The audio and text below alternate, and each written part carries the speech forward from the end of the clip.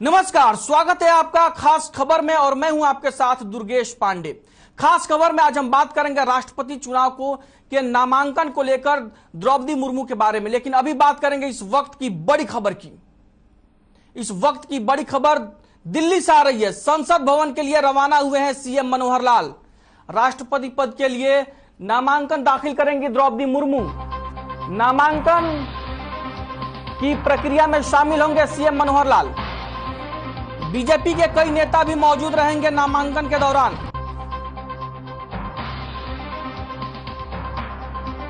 CM Manohar Lal संसद भवन के लिए रवाना हो चुके हैं, जहां पर आज नामांकन करेंगी एनडीए की राष्ट्रपति उम्मीदवार द्रौपदी मुर्मू।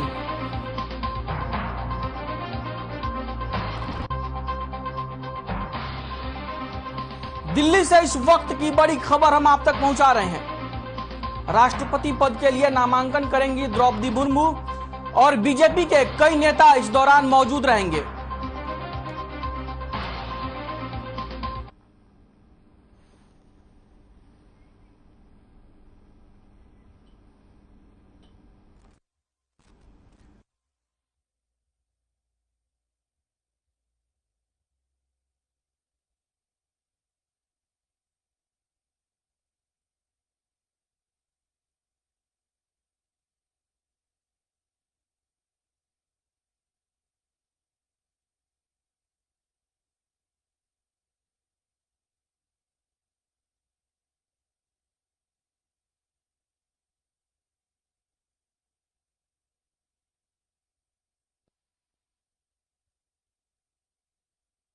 ये बड़ी खबर हम आप तक पहुंचा रहे हैं। सीएम मनोहर लाल संसद भवन के लिए रवाना हो गए हैं और खबर पर ज्यादा जानकारी के साथ हमारी सहयोगी सृष्टि हमारे साथ जुड़ चुकी है। जी सृष्टि, क्या कुछ अहम अपडेट्स है? सृष्टि, आप तक हमारी आवाज पहुंच रही है? सृष्टि, आप मुझे सुन पा रही हैं? होता है उसके बाद तैयारियां शुरू हो जाती हैं। और इसी के साथ आपको बता दूं कि मुख्यमंत्री मनोहर लाल संसद के लिए रवाना हो चुके। इसी के साथ उत्तर प्रदेश के मुख्यमंत्री योगी आदित्यनाथ भी संसद के लिए रवाना हो चुके। इसी के साथ हिमाचल प्रदेश के मुख्यमंत्री भी रवाना हो चुके हैं। आपको बताती चलूं कि दूसरे चुनावों से ये राष्ट्रपति चुनाव है काफी अलग होते हैं। वोट डालने का तरीका, वोटों की गिनती, ये सब नॉमिनेशन, सारी प्रक्रिया बिल्कुल इससे अलग होती है। इसी के साथ समर्थन देने के लिए कई बड़े नेता बीजेपी की मौजूद रहेंगे। इसी के साथ प्रधानमंत्री नरेंद्र मोदी, रक्षा मंत्री राजनाथ सिंह, गृह मंत्री अमित शाह, इसी के साथ बीजेपी के कई बड़े वरिष्ठ नेता भी आज संसद में मौजूद रहेंगे। मोदी, रक्षा मंत्री राजनाथ सिंह, गृह मंत्री अमित शाह भी आज संसद में मौजूद रहेंगे।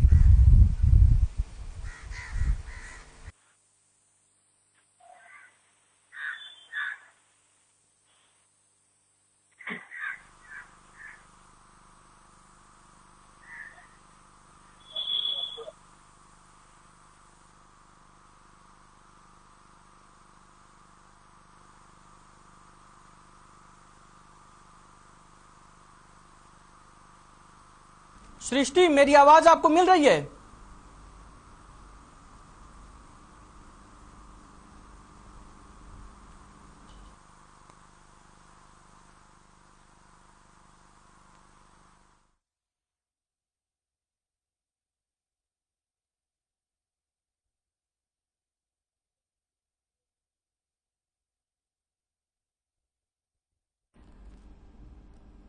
तकनीकी दिक्कतों की वजह से हमारी सहयोगी सृष्टि से हमारा संपर्क कभी नहीं हो पा रहा है। तो आज बीजेपी की राष्ट्रपति पद की उम्मीदवार द्रौपदी मुर्मू नामांकन करेंगी और इसके लिए आज बीजेपी का पूरा कुनबा, या यूं कहें कि सारे मुख्यमंत्री लगभग जो उत्तर भारत के हैं दिल्ली में जुटे हुए हैं। वहीं राष्ट्रपति पद के लिए एनडीए की उम्मीदवार द्रौपदी मुर्मू आज राष्ट्रपति चुनाव के लिए अपना नामांकन दाखिल करेंगी। नामांकन दाखिल करने के लिए द्रौपदी मुर्मू कल शाम ही ओडिशा से दिल्ली पहुंच गई थी। दिल्ली एयरपोर्ट पर केंद्रीय मंत्री अर्जुन मुंडा, अर्जुन राम मेघवाल, बीजेपी सांसद मनोज तिवारी समेत कई नेताओं ने और कार्यकर्ताओं ने फूल मालाओं से उनका स्वागत किया। बता दें कि राष्ट्रपति चुनाव के लिए 18 जुलाई को मतदान होना है। वहीं विपक्षी दलों ने यशवंत सिन्हा को अपना उम्मीदवार घोषित किया है। प्रधानमंत्री नरेंद्र मोदी, रक्षा मंत्री राजनाथ सिंह, अमित शाह और बीजेपी के राष्ट्रीय अध्यक्ष जेपी नड्डा द्रौपदी मुर्मू के प्रस्तावकों में शामिल होंगे, ये बातें सामने आ रही हैं।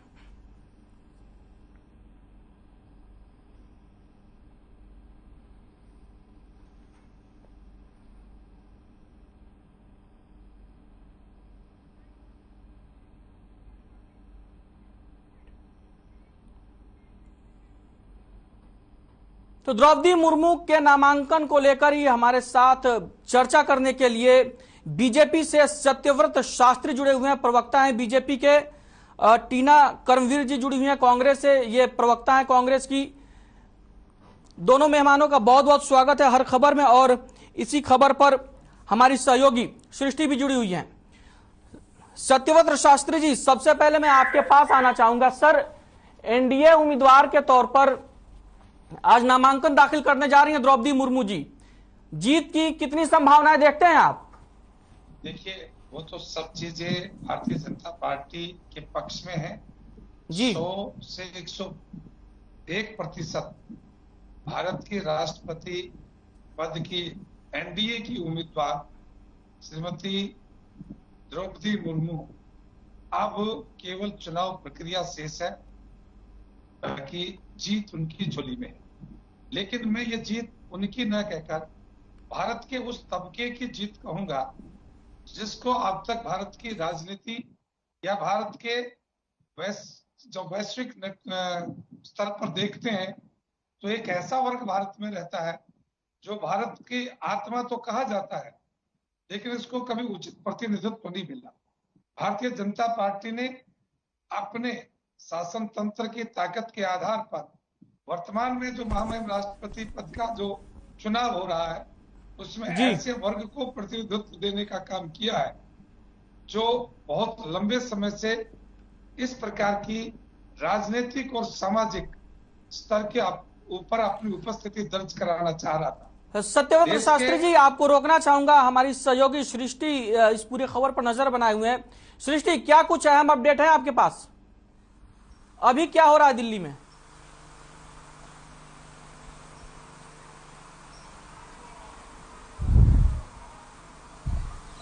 बिल्कुल दुर्गे, आपको बताना चाहती हूं कि मुख्यमंत्री मनोहर लाल संसद के लिए रवाना हो चुके हैं। इसी के साथ मुख्यमंत्री योगी आदित्यनाथ भी संसद के लिए रवाना हो चुके हैं। अगर हम बात करते हैं हिमाचल प्रदेश के मुख्यमंत्री की, तो वो भी द्रौपदी मुर्मू को समर्थन देने के लिए संसद के लिए रवाना हो चुके हैं।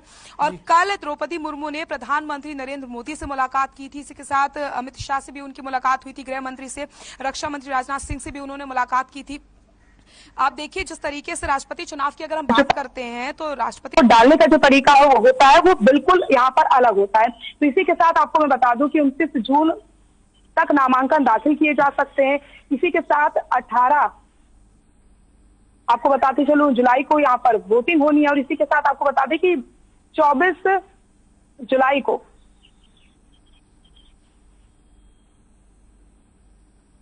होनी है। और इसी के साथ आपको बता दें कि 24 जुलाई को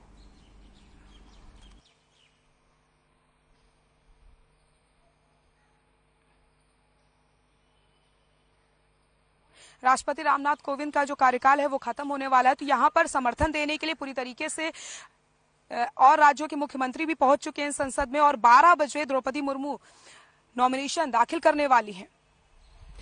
ठीक है सृष्टि, काफी अहम जानकारी आपने हमारे दर्शकों तक पहुंचाई, इसके लिए बहुत बहुत धन्यवाद आपका। और जैसा कि अभी जानकारी सामने आ रही है कि द्रौपदी मुर्मू संसद भवन पहुंच चुकी हैं और आगे की जो प्रक्रिया है वो जारी है। टीना कर्मवीर जी, मैम आपके पास आना चाहूंगा। द्रौपदी मुर्मू आदिवासी समूह से आती हैं, पहली अगर चुनाव वो जीतती हैं तो पहली आदिवासी राष्ट्रपति होंगी देश की। इसको लेकर मैम आपका क्या ख्याल है? देखिए, सबसे पहले तो मैं द्रौपदी मुर्मू जी को बधाई देना चाहती हूँ, क्योंकि मैं खुद एक महिला हूँ और मुझे लगता है कि इतने सर्वोच्च पद पर अगर कोई महिला पहुंचती है तो ये बहुत ही काबिले तारीफ है जी। और मैं यशवंत सिन्हा जी को भी इस चीज के लिए बधाई देना चाहती हूँ, शुभकामनाएं देती हूँ, क्योंकि देखिए मैं इस तरीके से देखती हूँ राष्ट्रपति पद पर जाति धर्म से उठकर देखना होगा हमें। सर, आवाज नहीं आ रही आपकी कि वो आदिवासी हैं या फिर वो दलित हैं, क्योंकि मैं ये नहीं। सत्यव्रत शास्त्री जी, आपको आवाज नहीं मिल रही मेरी? नहीं, आवाज सृष्टि जी की मिली ना अभी। कांग्रेस प्रवक्ता जो हमारे साथ जी ठीक पहली है, बार ठीक की देखे। जा रही है जी। मैम कंटिन्यू करिए, टीना मैम।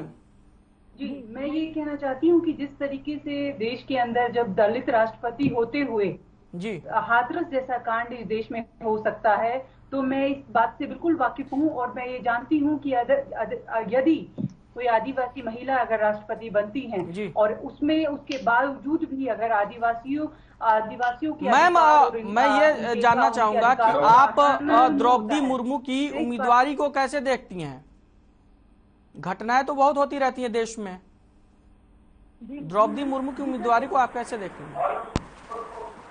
अगर चुनाव जीतती हैं तो पहली आदिवासी महिला होंगी जो राष्ट्रपति, महिला हो या जेंट्स हो, कोई भी हो, लेडी जेंट्स कोई भी हो, पहला आदिवासी राष्ट्रपति देश को मिलेगा। शुभकामनाएं देती हूँ, बट मैं ये भी मानती हूँ कि कोई भी किसी पार्टी का रोबोट या रबर स्टैम्प बनकर ना रहे, कठपुतली बनकर ना रहे, क्योंकि मैं ये बात मैंने जैसे कि पहले कहा, हाथरस जैसा कांड हो सकता है जब देश का दलित राष्ट्रपति होने के बावजूद भी। तो मैं ये चाहती हूँ कि यदि वो बनती हैं आदिवासी महिला, तो आदिवासियों के लिए वो कितना काम करती हैं और मुझे कभी मैं ये मानती हूँ कि वो कितना उन जो वंचित समाज है, जो एक दबा कुचला समाज है, उस समाज के लिए वो कितना कार्य कर पाती हैं।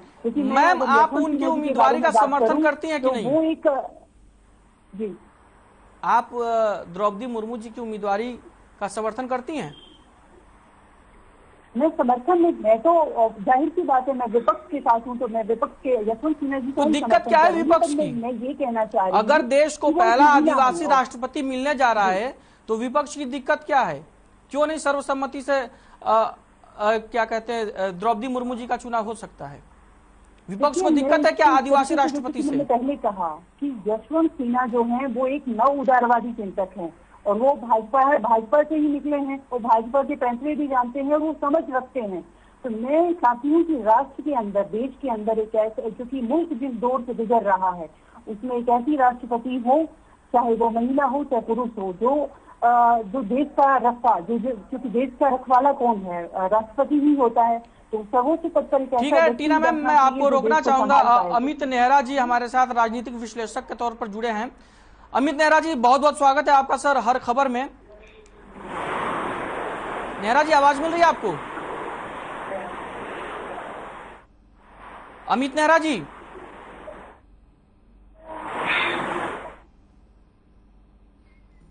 बात करेंगे इस वक्त की बड़ी खबर की जो दिल्ली से आ रही है। संसद भवन पहुंचे सीएम मनोहर लाल, राष्ट्रपति पद के लिए आज नामांकन करेंगी द्रौपदी मुर्मू। सीएम मनोहर लाल नामांकन प्रक्रिया में शामिल होंगे, जिसके लिए मनोहर लाल संसद पहुंच चुके हैं। दिल्ली से इस वक्त की बड़ी खबर हम आप तक पहुंचा रहे हैं।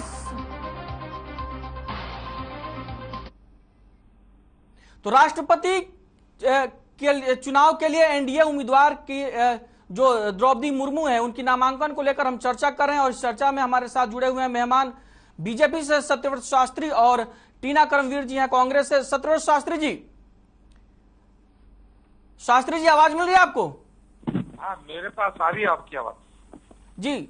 मैं ये पूछ रहा था आपसे कि द्रौपदी मुर्मू जी की जीत की संभावना आप कितनी देखते हैं और पार्टी आपकी इसको लेकर सर्वसम्मति क्यों नहीं बना पाई?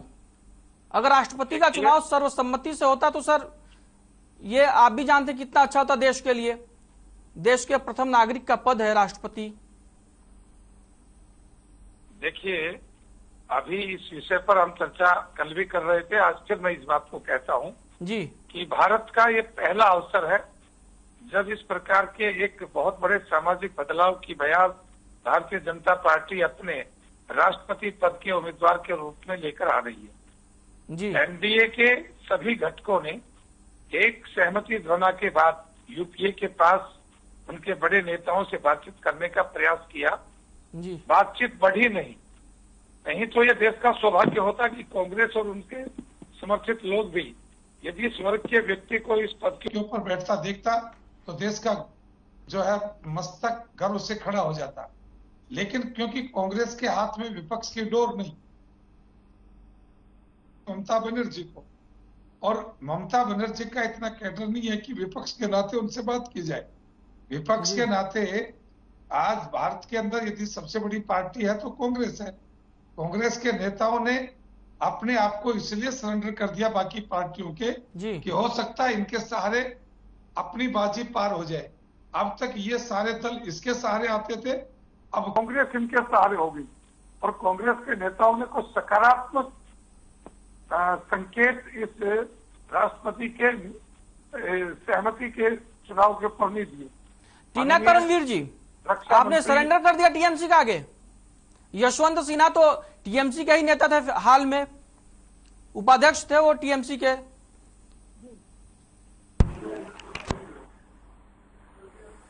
हेलो जी टीना जी। जी देखिए, मैं इनसे बताना चाहती हूँ नहीं आ रही है। थी उन्होंने मल्लिकार्जुन खड़गे जी को प्रतिनिधित्व के रूप में भेजा था और इससे पहले शरद पवार जी को भी खड़ा किया गया था, लेकिन उन्होंने इनकार कर दिया। तो इसमें ममता बनर्जी का जो ये कह रहे हैं कि इनके ऊपर डाला गया है, ऐसा बिल्कुल भी नहीं है। विपक्ष जो है वो पूरी तरीके से वो ये ऐसा दिखाना चाह रहे हैं कि भाई विपक्ष जो है वो कांग्रेस जो है वो कमजोर पड़ गया है, ऐसा बिल्कुल भी नहीं है। तो पहले तो इनका डाउट मैं ये क्लियर कर देती हूँ, और दूसरा मैं इनको ये बताना चाहती हूँ कि यदि यशवंत सिन्हा, क्योंकि यशवंत सिन्हा अपने आप में बड़ा नाम है और ये अच्छे से भी जानते हैं कि टीना जी, यशवंत सिन्हा अपने आप में बड़ा नाम तो है, लेकिन टीना जी आप समर्थन उस व्यक्ति का कर रही हैं राष्ट्रपति चुनाव में जिन्होंने हमेशा से आपके विरोध की राजनीति की, पहली बात। दूसरी बात कि अभी वो जिस पार्टी में थे बंगाल में, उस पार्टी ने, अगर मैं ये यूं कहूं कि कांग्रेस को खत्म कर दिया तो ये गलत नहीं होगा। तो आप उस शख्स का समर्थन कर रही हैं, मतलब आपकी पार्टी कि जिसने हर तरीके से आपको चोटी पहुंचाई है। हमें लगता है कि विपक्ष को लगता है कि जो राष्ट्रपति पद पर बैठेगा, क्योंकि सर्वोच्च और मुख्य प्रमुख पद होता है, तो इससे एक ऐसा व्यक्ति बैठे जो देश के अधिकारों को, देश को बहुत आगे तक ले जाए। क्योंकि अगर ये 5 साल तक अगर राष्ट्रपति यशवंत सिन्हा जैसा कोई व्यक्ति बैठता है तो वो मिसाल की तरह काम करेंगे और वो मिसाल बनेगी। यशवंत सिन्हा बहुत पढ़े लिखे हैं, IAS अधिकारी रहे हैं, बहुत पढ़े लिखे हैं, ये आप सही कह रही हैं। लेकिन मैं आपसे ये पूछना चाहूंगा कि द्रौपदी मुर्मू भी तो कई अच्छे अच्छे पदों पे रही हैं, विधायक रही हैं, बेस्ट MLA का अवार्ड वो जीत चुकी हैं, उसके बाद झारखंड की राज्यपाल रह चुकी हैं, शिक्षाविद रही हैं। तो वो तो अगर प्रोफाइल की बात करें तो मैडम प्रोफाइल में तो कोई किसी से कमतर नहीं दिख रहा है। जी नहीं, मैं तो उनको बोल रही हूँ, मैंने तो उनको जैसे पहले कहा शुभकामनाएं नहीं दी है, क्योंकि वो महिला है और मैं खुद एक महिला हूँ, मैं पहले ही बोल चुकी हूँ।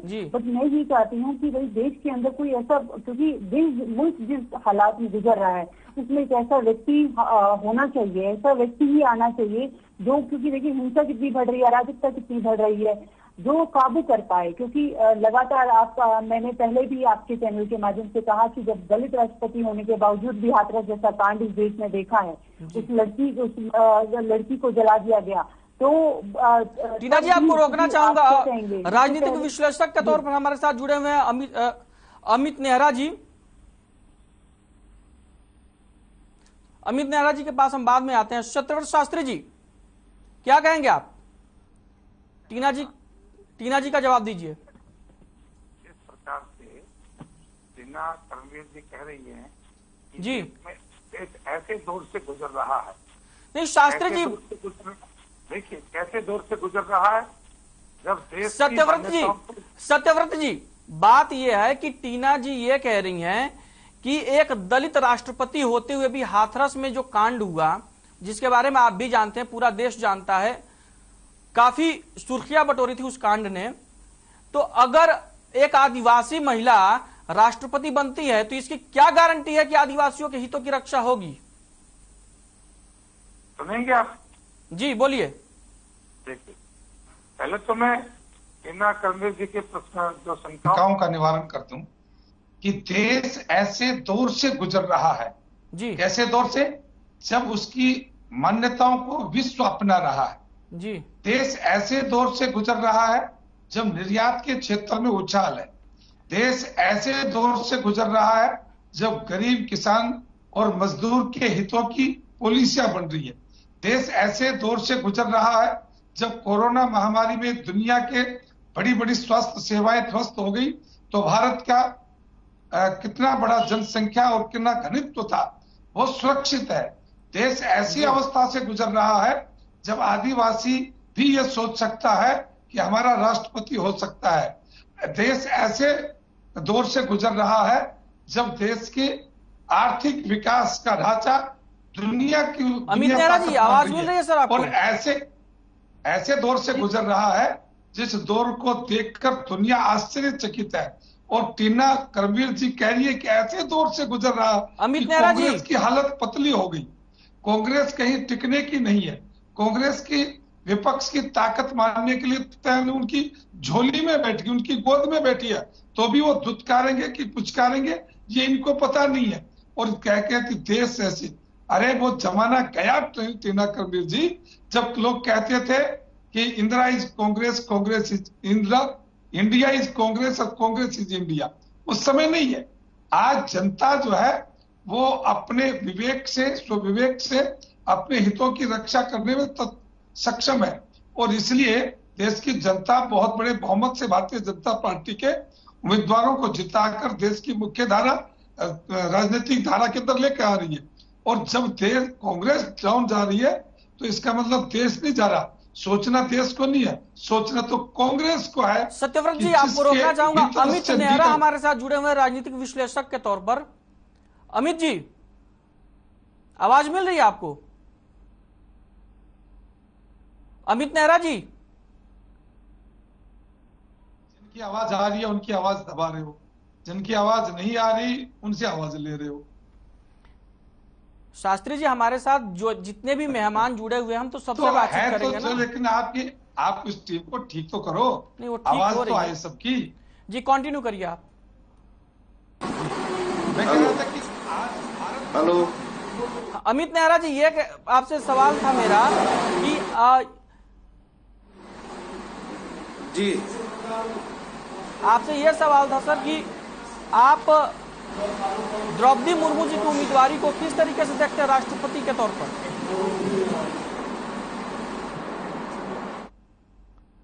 विपक्ष से यशवंत सिन्हा है। दोबारा दोहराएंगे, आवाज क्लियर। मैं ये कह रहा था कि द्रौपदी मुर्मू जी एनडीए के उम्मीदवार हैं राष्ट्रपति पद के लिए और यशवंत सिन्हा जी विपक्ष के उम्मीदवार हैं राष्ट्रपति पद के लिए। इन दोनों की उम्मीदवारी को आप कैसे देखते हैं? क्योंकि दोनों को लेकर तो विपक्ष और सत्ता पक्ष के पास अपने अपने तर्क हैं।